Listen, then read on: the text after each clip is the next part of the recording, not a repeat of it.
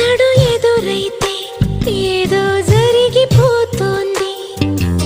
పెదవి చివరి పలకరింపు నిలిచిపోతోంది. కొత్త నేస్తం కాదుగా ఇంత కంగారెందుకో, ఇంతవరకు లేదుగా ఇప్పుడు ఏమైందో.